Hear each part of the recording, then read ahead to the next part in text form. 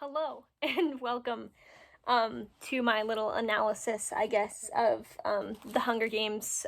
Analysis meaning I'm only talking from my opinion and nothing but. So, just a heads up, there are spoilers in this, and again, everything that I say is mostly my opinion. Others are just like statistical facts and stuff like that. So, yeah, 10 minutes long, let's jump right into it. So, this review is about the Hunger Games series, so that we've got Hunger Games, Catching Fire, and Mockingjay. I think that I probably could do a 10-minute review of each one of these individually, but for the sake of time, and for the sake of like keeping my mind straight when talking about all of them, I'm going to talk about all of them all at one go. So yeah, let's just jump right into it. Hunger Games, I wrote it down, has 374 pages. Catching Fire has 391, and Mockingjay has 390. So it's a bit of a bigger series, but it's young adult, and it's on a dystopia focused on Katniss Everdeen, our protagonist from one of the districts. So yes, the Hunger Games, 5 out of 5 for me. Always a 5 out of 5. Like I don't know if it's the nostalgia talking, but like this book holds a place very dear in my heart. That's my cat. Say hi. But yeah, this book holds a place very dear in my heart. Sorry. Catching Fire, also 5 out of 5. Probably a 6 out of 5, maybe 7, maybe 8. I don't know. I love this book with everything that I have in me. This is by far, like, I love this book. Mockingjay, unfortunately, is a 4 out of 5 for me. So it's not my favorite, but you know, if I were to stack these in order of what I like the best, Catching Fire is number 1, Hunger Games is number 2, and Mockingjay is number 3. I'm not a super big romance person, but sometimes I like it when romance is deserved for people.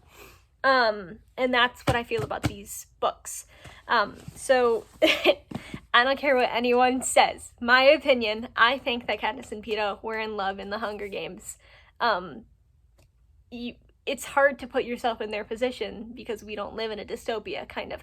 In some places of the world, some places, I don't know how to describe what I'm trying to say, but we don't live in this dystopia specifically. And I think that they both needed a little bit of love, and that's exactly what was portrayed in the Hunger Games. Now, Catching Fire, I love this book simply for the relationship between Katniss and Peeta. I like the concept of the Court of Quell. I like the concept of bringing the past victors in, and I love how much the victors, like, don't give a shit. Like, I love how much they're just sassy beyond belief to the Capitol. I love it. I live on that. But in my opinion, the best quality of this book, sorry, the sleeves, the best quality of this book is the relationship between Katniss and Peeta, especially that one scene where he gives her the pearl. My heart. Mockingjay, unfortunately for me, does not have any of that. I could have used way more Peeta. Peeta was like the main source of both of these other books, like trying to keep him alive, and stuff like that. And then in this book, he like disappears, kind of.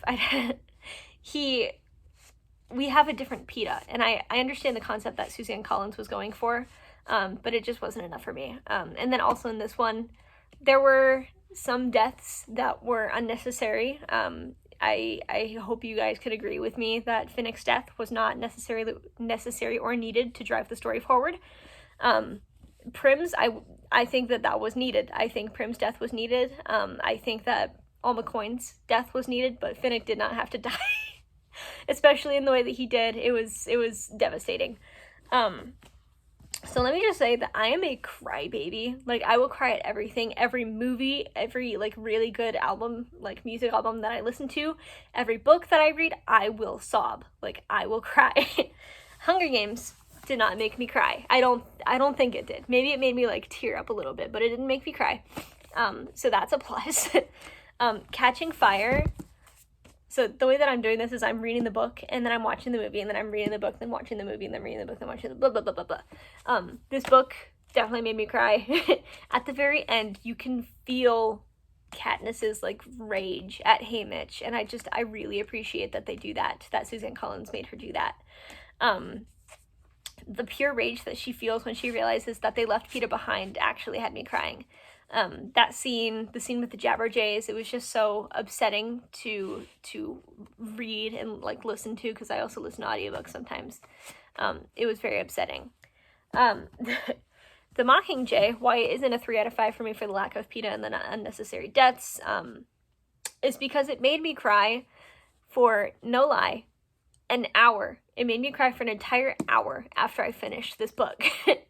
Like, it felt like I needed more. I don't know if I was crying because of my disappointment or if I was crying because it was so sad. Like, the last 3 pages in this book, where it gives the epilogue, and then how her, Peeta, and Haymitch are, like, living back in 12, it had me crying. I was on the floor. My cats had to come comfort me. Like, it was bad. But yeah, the very ending where, sorry, I'm flipping through this. The very ending where, Peeta shows back up in District 12 and he has like the bushes of primrose for her. I can feel myself choking up right now just thinking about it. Sorry. Yeah. One thing that I really like about this book is the realism of it. So, going on a side quest for a second, I'm really bad at Cards Against Humanity.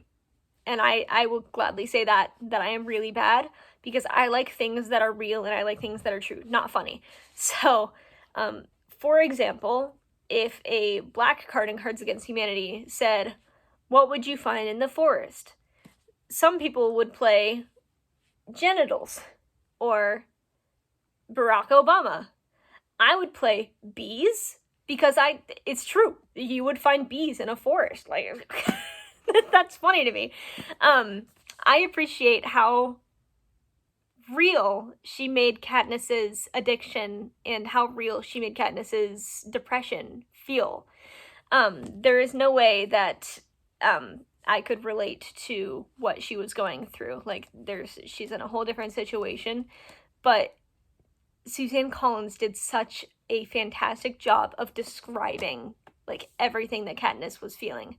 Along with that, sorry that I keep talking about this book, but along with that, Katniss is a completely different person in this book, which I find fascinating, and I really do like that. I like that she's a different person.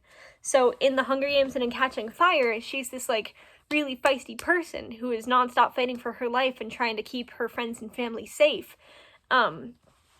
And she's just strong and independent, and she's like, that's who she is. And then in Mockingjay, after she realizes that maybe she's lost Peeta forever, and maybe that, like, maybe she's safe, I don't know. But when she realizes that she's lost Peeta forever, she just loses it for the rest of the book, which I really like. She's depressed, she's sad, and she's addicted to Morphling. And I think that is true. I think that if a person went through what she did in The Hunger Games and Catching Fire, they would act exactly like that. Yeah, I hope that I described that in the way that it would help most people understand. But yes. Let me quickly talk about the deaths that truly hit me hard. I don't think Prim's death hit me all that hard, even though I think that it's very symbolic that her main goal from chapter 1, book 1, was to keep Prim safe. And then in the very end, in the last 3 chapters, she didn't accomplish it, or not that she didn't accomplish it, but Prim still dies. I think that is really neat, that even though she spent the entire book series fighting to keep her alive, like, it still didn't turn out good. Peeta losing sight of who Katniss is and who he is made me cry. That's really upsetting, and the fact that the Capitol did that to him is just a very upsetting fact for me. Mockingjay just, like, hits hard. It hits into you with how sad it is. So it's still a 4 out of 5 for me, but that, like, it hit. Anyway, Rue's death, I was reading it at work because I like to read at work. Sobbing nonstop. Sorry, that's all I have time for. But yes, go read it. Goodbye.